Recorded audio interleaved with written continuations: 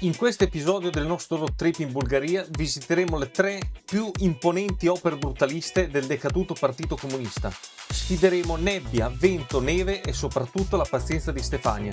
Mettetevi comodi, si parte da...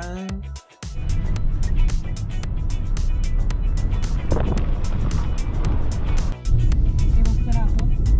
Abbastanza.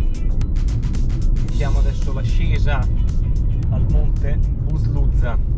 La strada è messa molto bene, sopra le aspettative, larga, panoramica, sono solo 16 km di tornante in salita.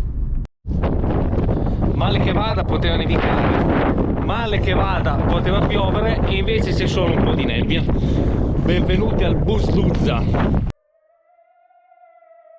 Buzluzza fu costruito dal 1974 al 1981 dal regime di Todor Zhivkov. Esattamente qui, il 2 agosto 1891, Dimitar Blagoev fondò le radici del futuro Partito Comunista, in abbandono dal 1989 dopo la sua caduta, vittima di agenti atmosferici e vandalismo. Dal 2015 è iniziato un progetto di conservazione e restauro. Penso sia l'esperienza più surreale che abbia mai vissuto. Sembra di stare dentro un quadro di Beksinski.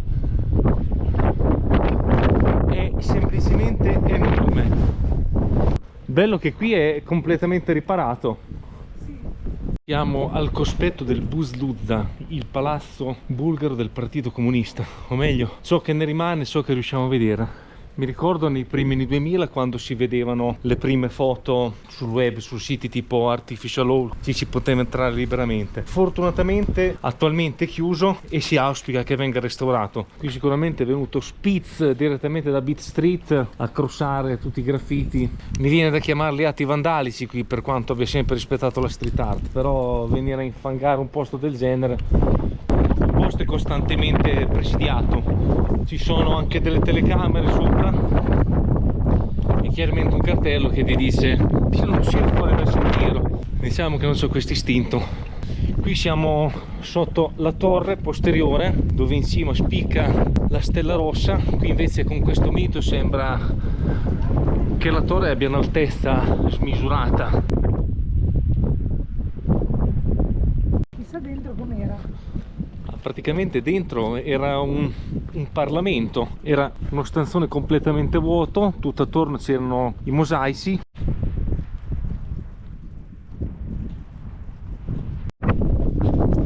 Come arrivare al Buzluzza? Allora, il metodo più semplice secondo me è che quello più ovvio. Siamo in Bulgaria, i costi sono bassissimi. Vi noleggiate un'automobile sperando che il meteo ve lo consenta, venite su. Punto, basta. La strada è agibile, prendete la strada da sud, quella che parte da Shipka, non quella da nord perché è messa peggio, e vi auguro di trovare un meteo migliore del mio.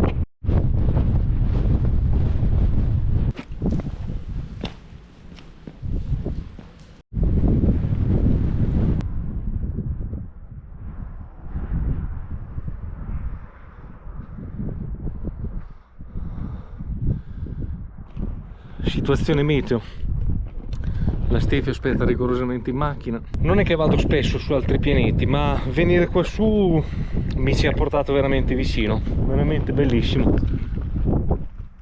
Ci fosse stato quel cielo vagamente azzurro di là sarebbe stato meglio, però torniamo. Continuano le nostre tappe, siamo alla volta dei difensori di Stara Zagora. All'ombra dell'imponente bandiera di Samara, Stara Zagora.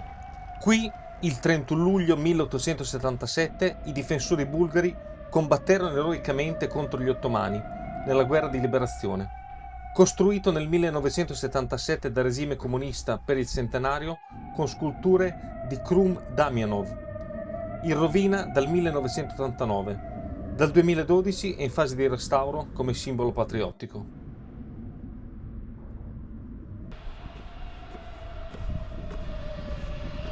Sotto ci sono le ossa di 8.000 soldati.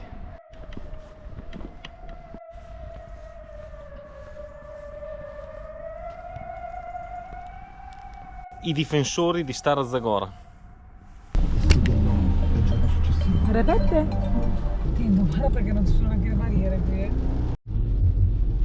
Siamo arrivati a quella che è l'ultima tappa del nostro tour ed è quella che abbiamo pagata più caro perché siamo a 1600 metri d'altezza. Ha iniziato a nevicare, però l'Arco della Libertà.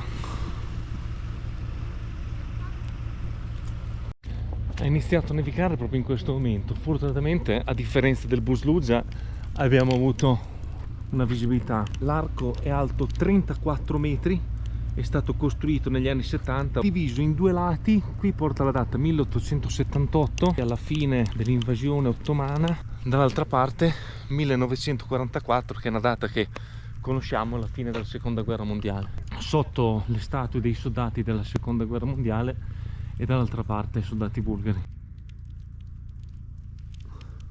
Siamo arrivati proprio al pelo, perché io penso che arrivati un'ora dopo avremmo dovuto rinunciare.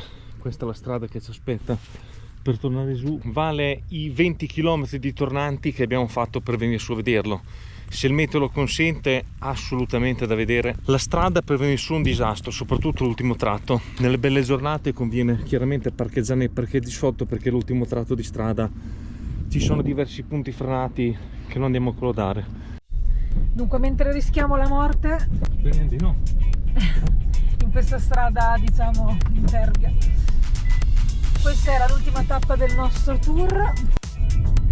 Speriamo che i nostri video vi siano piaciuti. Se ci volete sostenere, mettete un like e seguiteci. E grazie di tutto e alla prossima avventura.